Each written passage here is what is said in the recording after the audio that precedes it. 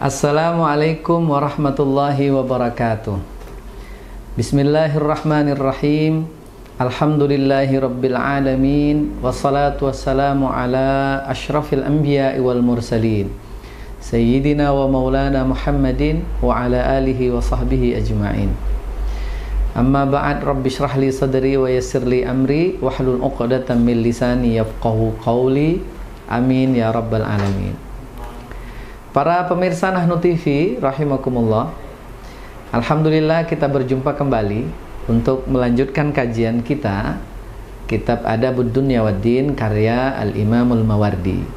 Sebelumnya marilah kita membacakan suratul Fatihah dengan niatan semoga Allah Subhanahu wa taala menjadikan kita mudah untuk memahami pengetahuan yang dibagikan oleh Al-Imamul Mawardi. Al-Fatihah. A'udzubillahi minasyaitonirrajim. Bismillahirrahmanirrahim.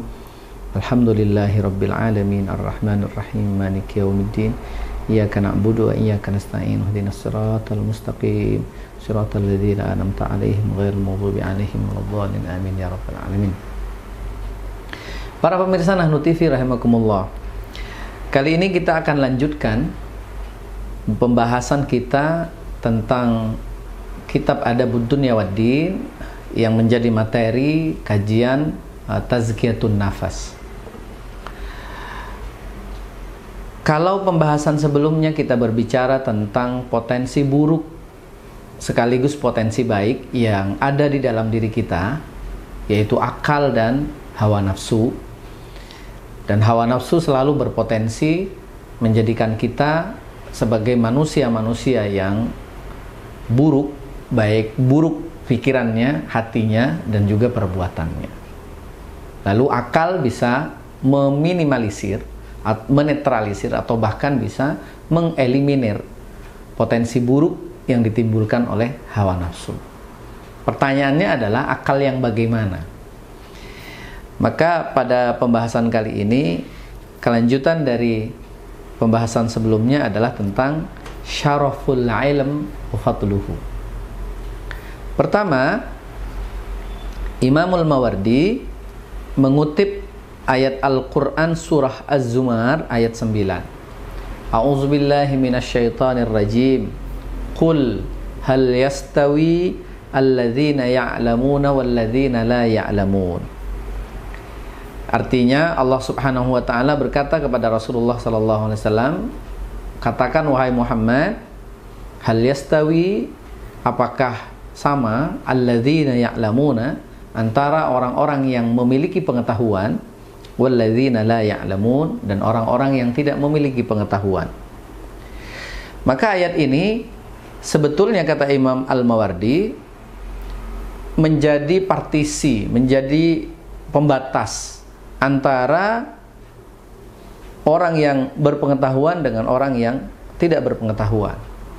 Orang alim dan orang bodoh itu tidak akan pernah sama frekuensinya. Atmosfernya tidak akan sama. Diskusinya tidak akan pernah ketemu. Sebab apa? Sebab antara orang alim yang dipenuhi dengan ilmu pengetahuan itu, seringkali apa yang mereka sampaikan itu tidak akan mudah diterima oleh orang-orang yang bodoh. Kecuali memang mereka yang punya keinginan untuk mempertemukannya. Yang alim mengajari yang bodoh, sedangkan yang bodoh memang mau belajar kepada yang alim. Karena orang alim yang ingin mengajari orang bodoh, tapi yang orang bodohnya tidak mau belajar, maka kealiman, ilmu yang dimiliki oleh orang alim ini tidak akan ada manfaatnya, tidak akan nyambung. Para pemirsa Nahnu TV rahimakumullah, di dalam kelanjutannya, Imam Al-Mawardi ini mengutip ayat yang seolah-olah menegaskan bahwa antara akal dan orang-orang alim itu adalah satu kesatuan. Sebagaimana di dalam surah Al-Ankabut ayat 43, Allah Subhanahu wa taala berfirman, "Wa ma ya'qiluha illal 'alimun." Ya, dan tidaklah memiliki kemampuan untuk menalarnya kecuali orang-orang yang alim. Jadi yang memiliki kemampuan untuk berpikir itu hanyalah orang-orang yang alim, orang-orang yang berpengetahuan.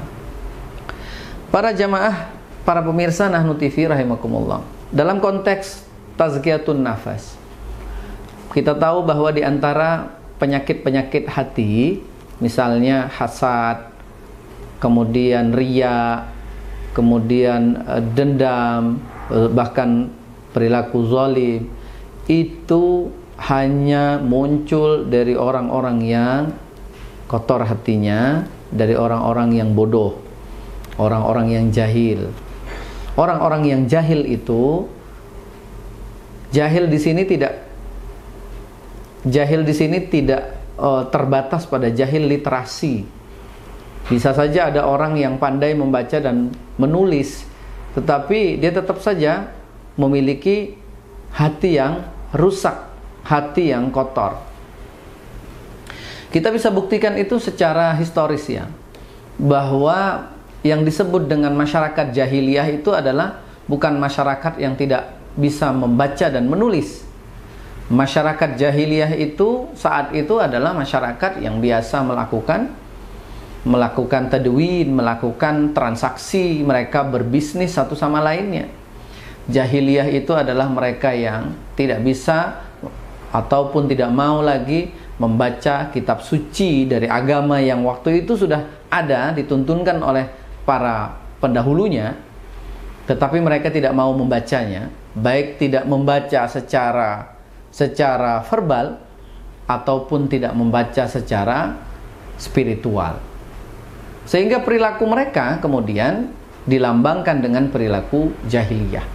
Perilaku jahiliyah yang ada waktu itu adalah perilaku yang kotor. Perzinahan, peperangan, pencurian, mabuk-mabukan, korupsi, ya dalam konteks hari ini. Pencurian itu kan korupsi ya.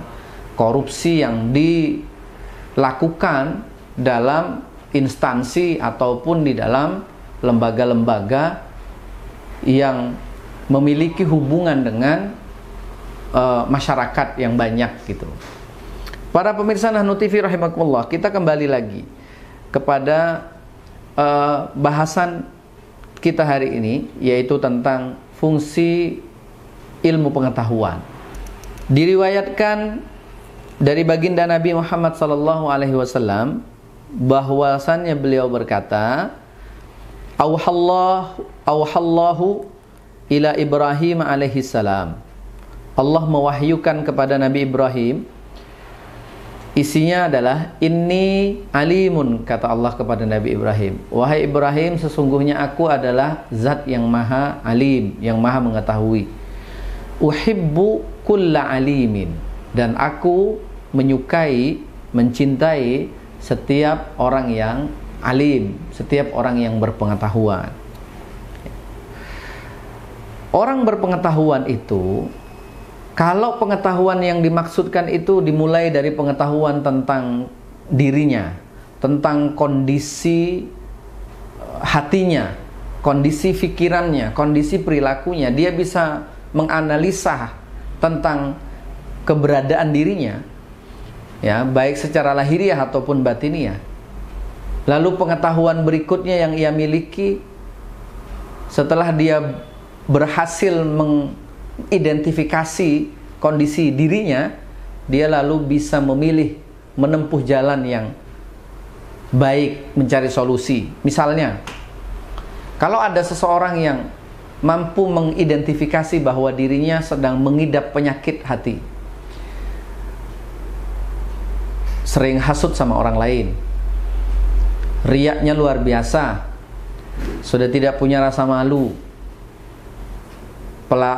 perilaku koruptif dalam banyak hal misalnya, dan dia sadar itu bahwa itu adalah perilaku yang tidak baik, ya, jadi kemampuan untuk bisa mengidentifikasi bahwa dirinya sedang tidak baik-baik saja, itu adalah kemampuan yang luar biasa. Akal seseorang yang berisi dengan pengetahuan yang dapat digunakan untuk mengidentifikasi dirinya, dan itu lalu berhasil, berarti dia punya potensi untuk bisa menyelamatkan dirinya dari penyakit hati. Tinggal berikutnya, step yang harus dia tempuh adalah memiliki pengetahuan tentang bagaimana menghindarkan diri, lalu mengobati diri dari penyakit yang menggerogotinya. Ya, itu yang paling penting. Ya, jadi kalau ada orang yang hatinya, dia ketahui bahwa hatinya itu terpenuhi atau dipenuhi dengan penyakit, lalu dia berusaha untuk berpaling atau menghindari penyakit itu berdasarkan pengetahuan yang sudah ia miliki, ya, maka orang seperti ini termasuk orang yang dicintai oleh Allah Subhanahu wa ta'ala. Pemirsa Nahnu TV rahimakumullah, apapun profesi kita hari ini di lingkungan sosial kita, yang tidak boleh dilupakan adalah posisi kita di hadapan Allah Subhanahu wa ta'ala sebagai hambanya. Selain itu, kalau di dalam Islam, selain kita posisinya sebagai hamba Allah Subhanahu wa ta'ala, kita juga memiliki posisi sebagai saudara bagi orang-orang yang seiman dengan kita. Selain itu juga kita posisinya sebagai sesama manusia dengan orang-orang yang seiman ataupun yang tidak seiman dengan kita. Maka dengan posisi yang sedemikian lengkapnya itu, kita semua harus punya kemampuan untuk bisa menempatkan diri, untuk bisa menjadi orang yang tahu tentang bagaimana menjaga hubungan kita dalam posisi kita sebagai hamba dengan Allah Subhanahu wa ta'ala. Sekaligus bagaimana kita menjaga hubungan kita, posisi kita sebagai saudara bagi sesama orang-orang beriman ataupun sesama manusia. Karena tidak sedikit atau bisa jadi kita sendiri kadang khilaf, tidak tahu posisi kita sebagai hamba, sehingga kita merasa tidak terawasi, merasa tidak punya Tuhan yang patut untuk ditakuti. Dampaknya sungguh sangat luar biasa. Para pemirsa Nahnu TV rahimakumullah, orang yang tidak tahu diri posisinya sebagai hamba bagi Allah Subhanahu wa ta'ala, maka dia tidak punya rasa malu kepada Allah. Dia tidak punya rasa takut kepada Allah Subhanahu wa ta'ala. Manusia yang tidak memiliki dua perasaan ini, dua kesadaran spiritual ini, maka perilakunya akan sangat buruk, merugikan banyak orang. Orang yang tidak punya rasa malu kepada Allah, dia tidak segan-segan untuk meninggalkan perintah-perintah Allah. Dia tidak segan-segan, tidak canggung-canggung untuk melakukan kemaksiatan kepada Allah Subhanahu wa ta'ala. Dia tidak canggung-canggung, tidak malu untuk kufur terhadap nikmat-nikmat Allah yang sudah Allah berikan kepada dia, yang sudah Allah anugerahkan tanpa ia minta. Ini adalah dampak buruk dari orang yang kehilangan rasa malu kepada Allah Subhanahu wa ta'ala. Sedangkan rasa malu itu lahir dari ketidaktahuan seseorang tentang posisi dirinya sebagai hamba bagi Allah Subhanahu wa ta'ala. Lalu ketika seseorang kehilangan rasa takut kepada Allah Subhanahu wa ta'ala, apa yang ia lakukan? Yang ia lakukan adalah kerusakan-kerusakan, baik merusak dirinya sendiri dalam bentuk yang melakukan apapun yang berpotensi merusak diri, ataupun merusak lingkungannya, merusak orang lain. Itu kalau orang tidak punya rasa takut kepada Allah, itu bukan hanya bermaksiat kepada Allah saja, tetapi juga maksiatnya berdampak luas kepada masyarakat. Misal kalau kita lihat, kita cari korelasinya dalam realitas hari ini di negara kita, di sekitar kita, bagaimana perilaku koruptif para pejabat kita. itu dilakukan karena mereka sudah tidak punya rasa malu dan rasa takut, baik kepada Allah Subhanahu wa ta'ala, juga kepada masyarakat. Mereka sudah tidak punya rasa malu. Atau kalau lebih lanjut lagi, mereka tidak punya rasa belas kasih kepada sesama. Ya, sehingga yang mereka lakukan adalah kezaliman, kejahatan. Ya, perilaku koruptif adalah bagian dari bentuk penyakit hati yang akumulatif, yang sudah sangat bertumpuk, yang sudah sangat akut. Ya. Tidaklah perilaku koruptif itu dilakukan oleh seseorang bukan hanya karena kesempatan, tetapi karena ada kemauan. Ya, kesempatan bisa diciptakan. Ya. Tetapi kesempatan yang ada, ketika tidak ada kemauan, maka perilaku koruptif itu tidak akan terjadi. Kemauan itu muncul karena terdorong oleh penyakit hati, rakus, lalu dikombinasikan dengan tidak punya rasa takut kepada Allah Subhanahu wa ta'ala. Maka penting kiranya kita belajar ilmu, terutama ilmu tentang kehambaan kita, hubungan kita dengan Allah Subhanahu wa ta'ala, sekaligus posisi kita, relasi kita dengan sesama hamba Allah dan sesama makhluk Allah Subhanahu wa ta'ala. Para pemirsa Nahnu TV rahimakumullah, Imam Al-Mawardi mengutip syair, ya, yang bercerita tentang perbedaan antara orang yang memiliki pengetahuan, bahwa orang yang memiliki pengetahuan itu tentu dia tidak akan berada di posisi yang terhina dan rendah. Orang yang berpengetahuan, tentu pengetahuan yang menghantarkannya menjadi manusia yang baik, manusia yang semestinya, ya, itu tidak akan sama dengan orang-orang yang meninggalkan pengetahuan, atau pengetahuan yang ada di dalam dirinya walaupun sudah banyak tapi dia abaikan, dia tidak pakai itu. Imam Al-Mawardi mengutip sebuah ayat dari Al-Imam Al-Khalil yang mengatakan sebuah syair, la yakunul aliyu mithlad dani, la wala dzuzzukai mithlul ghabi, qimatul mar'i qadru ma yuhsinul mar'u qada'un minal imami ali. Bahwa orang yang tinggi derajatnya tidak akan pernah sama dengan orang yang rendah derajatnya. Demikian juga orang yang memiliki kecerdasan tidak akan pernah sama dengan orang yang mengalami kebodohan. Nilai setiap orang itu berbanding lurus dengan perbuatan-perbuatan yang baik yang ia lakukan. Jadi perbuatan baik kita itu akan menjadikan kita punya nilai, baik di hadapan Allah ataupun di hadapan sesama. Orang yang berperilaku buruk, sejak saat itu, sejak perbuatan buruk itu tampak kepada masyarakat, apalagi perbuatan buruk itu merugikan masyarakat, maka sejak saat itu dia akan menjadi manusia yang terhina, dihinakan oleh Allah Subhanahu wa ta'ala, sekaligus dihinakan oleh manusia di sekitarnya.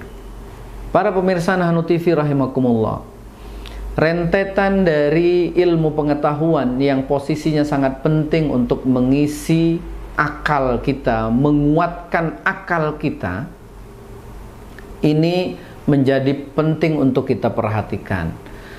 Sebab fungsi dari akal yang dipenuhi dengan ilmu, apalagi yang dimaksud di sini secara khusus, ilmu yang menguatkan keimanan kita, ilmu yang menguatkan kesadaran baik kita, kesadaran kemanusiaan kita.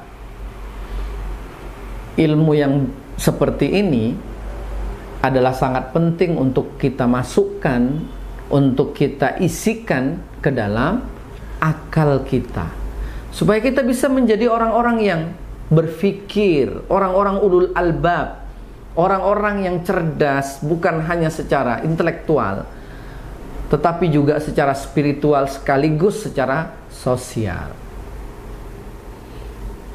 Kalau kita kaitkan dalam treatment bulan Ramadan misalnya, Allah Subhanahu wa ta'ala di dalam bulan Ramadan ini tidak hanya mendorong kita untuk berlapar-lapar, tetapi juga mendorong kita untuk mau berbagi.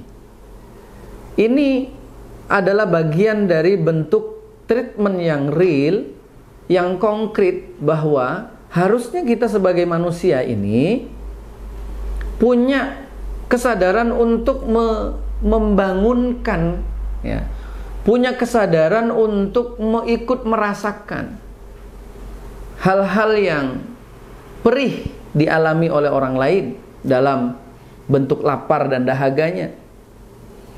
Ya. Selain itu juga kita membangunkan kesadaran kita agar kita mau berbagi dengan orang lain dalam zakat-zakat kita, dalam zakat-zakat yang kita tunaikan itu. Karena itu menjadi treatment yang kita butuhkan supaya kita tidak menjadi orang yang hatinya keras, hatinya tidak pernah dihinggapi oleh perasaan butuh. Ya, orang yang selalu terpenuhi hidupnya, keinginannya selalu terpenuhi, ini berpotensi tidak butuh kepada orang lain, bahkan bisa jadi tidak butuh kepada Tuhannya. Orang yang selalu bisa mengeksekusi keinginannya, orang yang selalu bisa mewujudkan keinginannya, jika tidak hati-hati dan waspada, itu akan melalaikannya, membuatnya kufur nikmat, membuatnya meniadakan eksistensi Tuhan dalam dirinya, alias menjadi orang yang kufur, menjadi orang yang tidak bersyukur, menjadi orang yang merasa tidak butuh kepada Tuhan. Begitu juga dia juga akan berpotensi merasa tidak butuh kepada orang lain. Dia selalu merasa dibutuhkan oleh orang lain. Itu jika kita selalu hidup dalam situasi yang serba mudah dan berkecukupan. Maka ketika kita dalam bulan puasa, kita berlapar-lapar, berhaus-haus, harapannya itu akan menumbuhkan perasaan di dalam hati kita bahwa oh demikian ya, kiranya orang yang tidak sanggup makan, tidak punya biaya hidup, mereka menahan laparnya, ternyata begini rasa lapar itu. Lalu ketika tiba waktunya dan kita memiliki memiliki materi untuk kita nafkahkan, kita infakkan kepada orang lain, maka kita karena sudah merasakan lapar itu, lalu kita mengeluarkan zakat fitrah kita, mengeluarkan zakat mal kita itu dengan senang hati, sebab hati kita sudah mengalami secara langsung, diri kita mengalami secara langsung dan hati kita tersadarkan tentang betapa perihnya menahan haus dan lapar itu.